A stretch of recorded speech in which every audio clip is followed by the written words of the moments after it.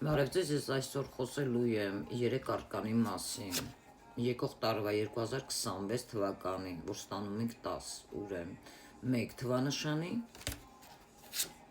0 թվանշանի, ներողություն, 0 թվանշանի, դուրակ քարտի։ Եվ ինչ ենք ստանում 10, մեկին 0,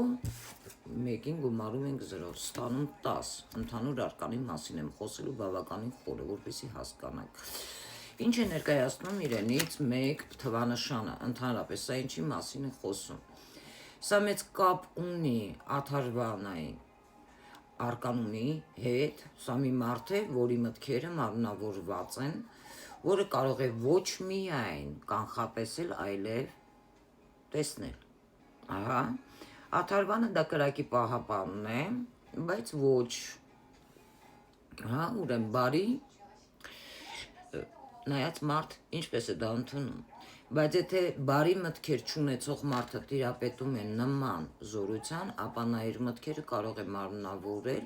դևերի տեսքով։ Սա կախարդ քարտն է մոգի,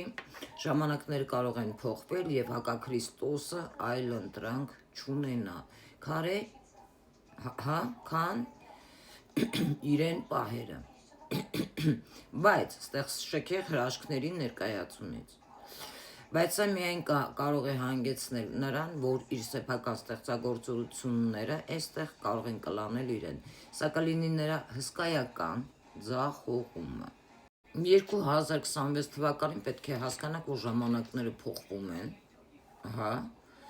եւ այստեղ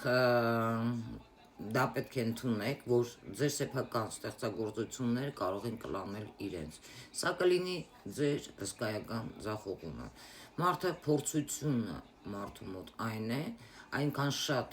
բան, որ կարող է թույլատրվել մարդուն, բայց դա կարող են լինել փորձություններ։ Ավելի լավ է լինել ուղեցույց, քանի որ շատ բան կարելի է սխալ անել։ Սա նաև վերաբերվելու է լիդերներին։ Եթե մարդը մտախոհ է, եթե նա սպասում է, ապա նա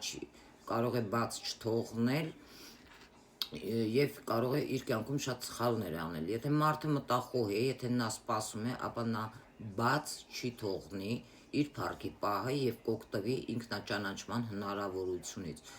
որը կարող է ներկայացնել ինքը, հա։ Դուք պետք է զգույշ լինեք, թե ինչ եք ստեղծում, հակառակ դեպքում կարող եք արժանանալ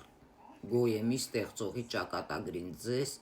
կարող է բաժանել ձեր սեփական ստեղծագործությունը։ Մենք պետք է հիշենք, որ այս ամբողջ տեղեկատվությունը նաև նախազգուշացնում է։ Մենք պետք է հետևենք մեր վարքագծին, մեր կյանքի իրադարձություններին եւ աշխարհի